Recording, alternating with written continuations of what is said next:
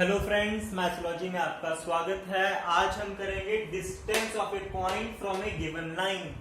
मतलब हमें एक पॉइंट दे दिया x1, y1 और हमें एक लाइन दे दी ax plus by plus c और उसका हमें परपेंडिकुलर डिस्टेंस पूछा है। ठीक है, तो वो हम उसका एक डायरेक्ट फॉर्मूला होता है। उसका डायरेक्ट फॉर्मूला क्या होता है? अगर हमें पॉइंट a दिया है और इस लाइन को हम मान लेते हैं कि इसका है l, तो A पॉइंट का L लाइन से परपेंडिकुलर डिस्टेंस क्या होगा? परपेंडिकुलर डिस्टेंस याद रखना, ये जो हम निकालने जा रहे हैं वो परपेंडिकुलर डिस्टेंस है। परपेंडिकुलर डिस्टेंस का एक डायरेक्ट फॉर्मूला हमें बताया गया है। जो x1, y1 पॉइंट है उसको आप इक्वेशन में पुट करो। इक्वेशन में कैसे पुट करोगे? x की जगह x1, y की जगह y1, a x1 plus b y1 plus c। ठीक है, तो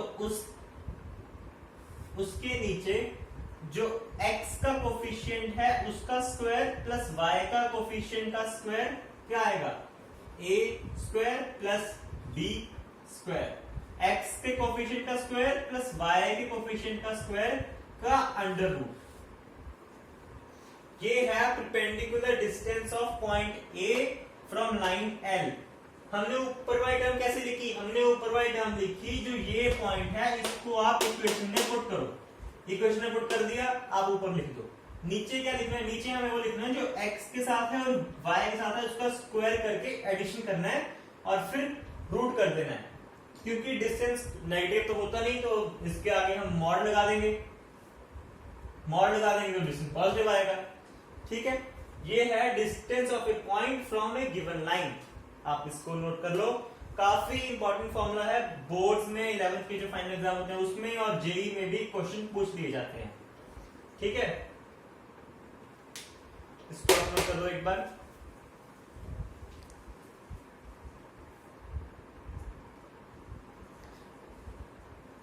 नेक्स्ट हम करेंगे distance between two parallel lines. हमें दो पैरेलल लाइंस दे दी, ये दो पैरेलल लाइंस हमें दे दी। इसकी इक्वेशन है L1, इसकी है L2। L1 की इक्वेशन क्या हमें दी है? ये हमें दी है ax plus by plus c1 is equal to 0। इसकी हमें क्या दी है?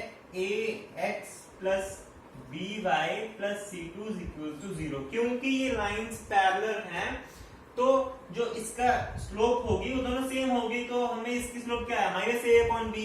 इसकी भी क्या होना चाहिए? Minus a upon b। तो इसीलिए जो x का कोफिशिएंट और y का है वो दोनों सेम होंगे।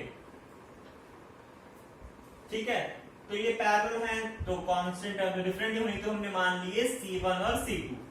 c1 और c2 हमें दिए होंगे, ये दोनों इक्वेशन हमें दी होंगी। इसका हमें बीच का डिस्टेंस निकालना है। बीच का डिस्टेंस ऐसे आएगा, ये मान लेते हैं p है।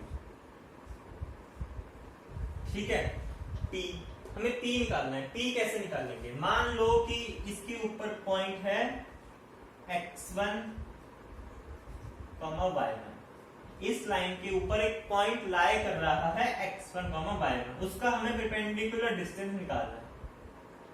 परपेंडिकुलर डिस्टेंस निकाल सकते हैं हम।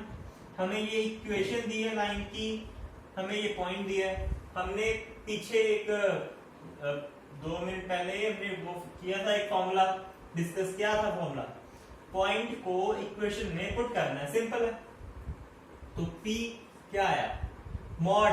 पहले मॉड लगा लें सबसे पहले, बाद में हम भूल जाएंगे मॉड लगाना। सबसे पहले मॉड लगा दो। a x1 plus b y1 plus c2। ध्यान रखें इक्वेशन ये है, पॉइंट ये है, plus c2 upon root of a square plus b square. Root of a square plus b square. इसको हमने कर दिया मॉड में बंद। तो उसके बाद हम क्या करेंगे? जो ये पॉइंट है x1, y1 वो इस लाइन के ऊपर लाई भी तो कर रहा है, तो लाई कर रहा है तो इसको सेटिस्फाई करेगा। लिख लेते हैं यहां पर a x1 plus b y1 plus c1 c1 क्योंकि इसके ऊपर लाई कर रहा है।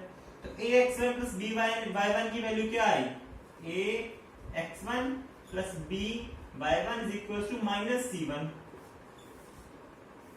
ये वैल्यू होगी ax1 प्लस by1 की। तो हम इसमें माइनस c1 डाल देते हैं। p की वैल्यू क्या आई, c2 minus c1 upon root में a square plus b square का मॉड। तो हमें जब हमें दो इक्वेशन दी हो तो वो दोनों लाइंस पैरेलल हो तो उसके बीच का जो डिस्टेंस है वो कैसे लिखेंगे, कांस्टेंट टर्म का difference c2 minus c1 root of a square plus b square. ध्यान रखें अगर वो दोनों लाइंस पैरेलल हैं तो वो दोनों सेम रेशियो में होनी चाहिए। कैसे, मैं आपको बताता हूं, एक मिनट पहले ये इरेज करें, थोड़ी जगह बना लेते हैं। जैसे कि हमें एक लाइन दे दी, मान लो 3x plus 2y plus 9 is equal to 0। एक हमें लाइन दे दी 9x plus 6y plus 24 is equal to 0। ठीक है, तो इसको हम डायरेक्ट में नहीं कर सकते। हमें पहले x का कोफिशिएंट और y का कोफिशिएंट दोनों जगह सेम बनाने होंगे। तो यहां पर इसको 3 से मल्टीप्लाई करना पड़ेगा पहले दोनों x के कोफिशिएंट। और अगर देखा जाए ये दो लाइंस पैरेलल ही हैं, ये दो लाइंस पैरेलल हैं, बट इनके जो x का कोफिशिएंट है वो डिफरेंट है। ये यहाँ पे 3 है, यहाँ पर 9 है, यहाँ पर 2 है, यहाँ पर x 6 है। तो सबसे पहले हम इसको 3 से मल्टीप्लाई करके क्या आएगा, 9x प्लस 6y प्लस 27 0। अब हम c2 माइनस c1 करके upon root of a square plus b square करके t की वैल्यू निकाल लेंगे। ठीक है,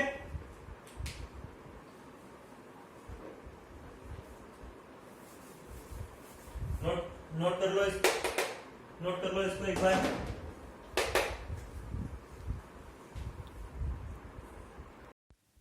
एक क्वेश्चन ट्राई करते हैं। हमें दो इक्वेशन देनी लाइंस की L1 और L2। पूछा गया, पूछा हमसे इक्वेशन ऑफ लाइन है,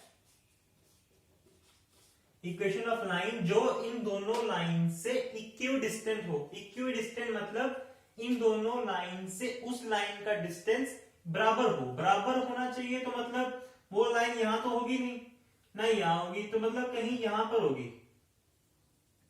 मान लेते हैं कि ये है लाइन वो। ठीक है, इसको हम नाम दे देते हैं L3। और क्योंकि जो L3 है वो इन दोनों लाइंस के पैरेलल है तो इसकी स्लोप भी -9/6 होगी।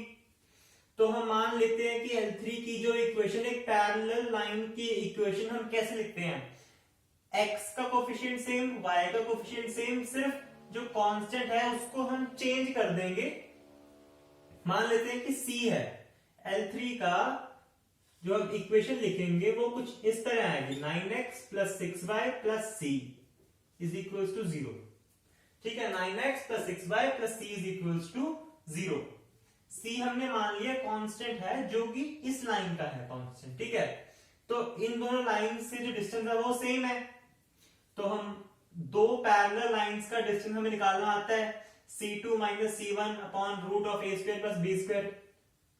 ठीक है, तो इस केस में क्या आएगा, इस केस में L1 और L3 का क्या आएगा, c माइनस 7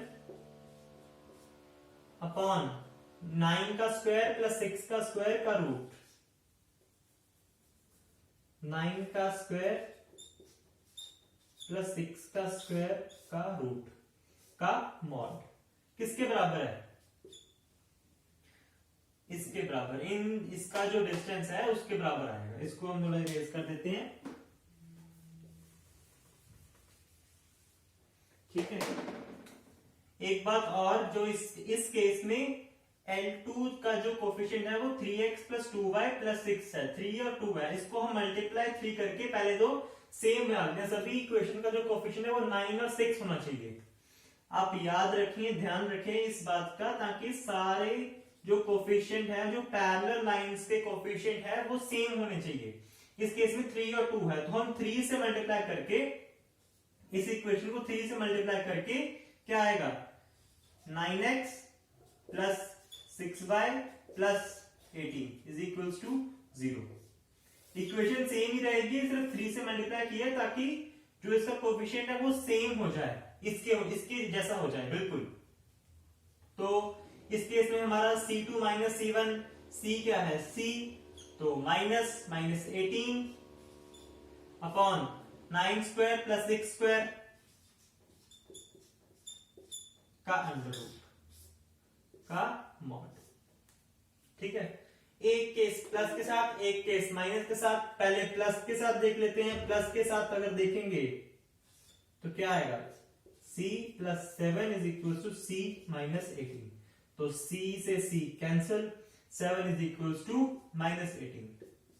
वाह, तो ये आ गया हमारे पास, ये तो कभी होता नहीं है, तो मतलब प्लस वाला केस जो है वो हम इसको रिजेक्ट कर देंगे। अब माइनस के साथ ट्राई करते हैं। माइनस के अंदर ये था प्लस वाला केस, पहला केस, क्योंकि मॉड है तो मॉड हमेशा प्लस माइनस में खुलेगा। एक प्लस का केस, एक माइनस का केस। माइनस का केस क्या आएगा, क्योंकि ये और ये तो सेम है, तो ये तो मैंने काट दिए थे, इतना तो आपको पता होना चाहिए। तो c प्लस 7 ये सेकंड केस है, ये था प्लस वाला, ये है माइनस वाला। c plus 7 is equals to minus of c minus 18। ठीक है, तो c plus 7 minus c plus 18, इधर आ गया 2c,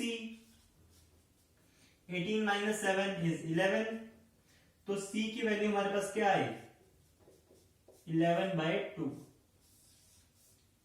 अगर c की वैल्यू 11/2 है तो L3 की इक्वेशन क्या बनेगी, 9x plus 6y, 9x plus 6y plus 11/2। ये इक्वेशन आ गई हमारे पास। ठीक है, इसको नोट कर लो। ध्यान रखें जो मॉड है वो मॉड हमेशा प्लस और माइनस में खुलेगा। दो केस बनते हैं हमेशा मॉड के। बच्चे हमेशा ट्राई करते हैं कि एक बार प्लस का केस बना लिया तो क्वेश्चन सॉल्व हो गया। माइनस का केस भी माइंड में रखना होता है, जिससे काफी गलतियां बच जाती हैं हमारी। ठीक है, नोट कर लो। नेक्स्ट क्वेश्चन ट्राई करते हैं। नेक्स्ट क्वेश्चन हमें क्या दिया है, हमें एक लाइन दे दी और पूछा क्या है, पूछा हमसे उन दो लाइंस की इक्वेशन है जो इस लाइन से 1 यूनिट डिस्टेंस पर हो। ठीक है, 1 यूनिट डिस्टेंस पर मान लेते हैं, पहली बार दो लाइंस होगी, एक इस साइड और एक इस साइड। मान लेते हैं कि एक लाइन ये है, ठीक है, और सेकेंड लाइन जो है वो मान लेते हैं ये। इसको हम नाम दे देते हैं L1, इसको हम नाम दे देते हैं L2, L1 और L2। ठीक है, तो इसकी हम मान लेते हैं इक्वेशंस, वही जो पैरेलल लाइंस हैं, पैरेलल लाइंस के जो कोएफिशिएंट है वो तो सेम होंगे। 3x minus 4y plus c1 is equals to 0, 3x minus 4y plus c2 is equals to 0। ठीक है, तो मान लेते हैं कि c1 है और इसका जो है c2, तो इसका और इसका डिस्टेंस 1 है, तो क्या आएगा, c2 माइनस c1 होता है c1, इस केस में c2 है c1 माइनस, और c1 है -5 अपॉन ए स्क्वायर प्लस बी स्क्वायर। ए स्क्वायर प्लस बी स्क्वायर करके क्या आएगा, 9 प्लस 16 का रूट का मॉड इज इक्वल्स टू 1। क्या है, c1 प्लस 5 अपॉन 5, 25 का रूट आएगा 5 इज इक्वल्स टू, मॉड हटाएंगे तो प्लस माइनस 1। अगर देखें तो c1 पहली वैल्यू क्या आई हमारे पास, c1 की वैल्यू आई, अगर हम प्लस के साथ देखें तो 0, और अगर माइनस के साथ देखें तो -5 -5 ये आ गया C1 आ गया -10। ठीक है, 0 आया अगर हम प्लस लेंगे, -10 आया जब हम -1 लेंगे। ठीक है, तो ये दो वैल्यूज हमारे पास आ गए। अगर हम इसके साथ देखें, इसके साथ भी अगर आप देखोगे तो दोनों सेम वैल्यूज आएंगी, क्योंकि किया तो हमने सेम ही है। मान लो यहाँ पे C1 है, यहाँ पे C2 है, तो दोनों सेम वैल्यूज आएंगी। मतलब हमारे पास दो इक्वेशन आ चुकी हैं। एक तो हमारे पास आई है 3x - 4y + 0 = 0। जो लिखने की जरूरत नहीं है, कंफ्यूज हो जाओगे आप। 3x - 4y, दूसरी वाली क्या है -10। हमें पहली इक्वेशन सॉल्व करके ही हमारे पास दो वैल्यूज आ गई, इसकी और एक इसकी। L1 मान लो ये है, L2 ये है। 3x - 4y = 0, 3x - 4y - 10 = 0। ये दो इक्वेशन हमारे पास आ गई। इसको नोट कर लो।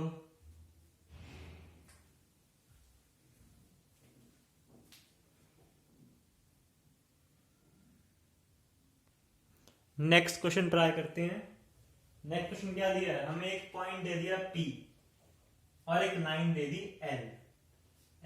ठीक है, और पूछा है हमसे इस पॉइंट P का इस लाइन L से मिनिमम और मैक्सिमम डिस्टेंस। मतलब हमें ये पॉइंट जो है, ये पॉइंट वेरिएबल पॉइंट है। वेरिएबल पॉइंट का डिस्टेंस कभी कभी मिनिमम भी होगा और कभी मैक्सिमम भी होगा, तो हमें वही बस मिनिमम और मैक्सिमम डिस्टेंस निकालना है। ठीक है, तो हमें डिस्टेंस का फॉर्मूला आता है डिस्टेंस निकालने का। इस पॉइंट को इस लाइन में पुट कर देते हैं। पता ही है हमें क्या करना है, 3 cos θ - 4 sin θ + 10 upon a² + b²। a² + b², 3 का स्क्वायर 9 + 4 का स्क्वायर 16, 9 + 16 = 25। मान लेते हैं कि ये P है। 9 + 16 25, 25 का रूट 5, तो 3, इसका मॉड भी आएगा, मॉड तो नहीं भूलना। 3 cos θ - 4 sin θ + 10 5 का मॉड = P। अगर हम देखें तो हमें इस P को, इस P की जो है, हमें इसका मिनिमम निकालना है और हमें इसका मैक्सिमम निकालना है। मतलब हमें इस चीज का मिनिमम निकालना है और इसका ही मैक्सिमम निकालना है। अगर हम इसका मिनिमम निकाल लें 3 cos θ - 4 sin θ का, तो हमें ओवरऑल पता चल जाएगा मैक्सिमम मिनिमम। आपने एक इक्वेशन पढ़ी होगी ट्रिग्नोमेट्री में, एक हमें पढ़ा था a cos θ + b sin θ belongs to minus of ये आने दो, is less than equals to root of a² + b² greater than equals to minus of root of a² + b²। याद करो, ये आपने जरूर पढ़ा होगा ट्रिग्नोमेट्री में। अगर आपने ध्यान से पढ़ी है ट्रिग्नोमेट्री, तो आप इस इक्वेशन को याद भी रखना। अगर नहीं पढ़ा तो याद रखना, अगर पढ़ा है तो वेरी गुड। ठीक है, इस इक्वेशन का यहां में यूज होगा। यहां पर a क्या है 3, b क्या है -4, तो हम इसकी वैल्यू आ जाएगी 3 cos θ - 4 sin θ की। 3 cos θ - 4 sin θ less than equals to root of a² + b²। 3 का स्क्वायर 9 + 16 25 निकलेगा, रूट आएगा 5।